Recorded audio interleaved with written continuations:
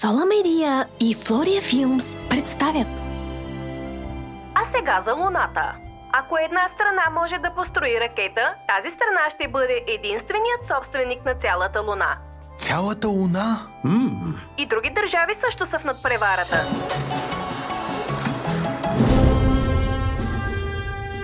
Ти си човекът, който ще ни отведе до Луната. И правителството ще плати. Обещай да се върнеш долу. Какво може да се обърка? Първите тестове се правят в малък мащаб. Лаполо 0, ръчно грубо производство. Да, можем!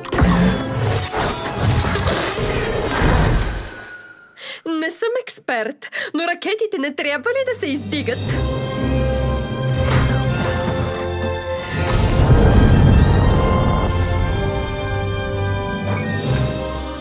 Норвегия води в космическата надпревара. Луната може да стане норвежка. Мисля да се отбия тук за минута. 3, 2, 1... Имаме излитане! Не! Прибират се най-после. О, трябва да направим нещо! О, ще си направя селфи! Върти!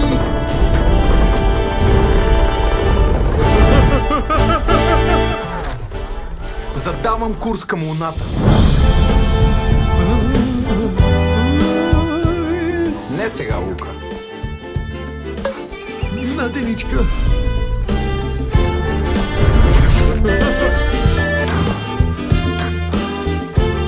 Какво се случва там горе?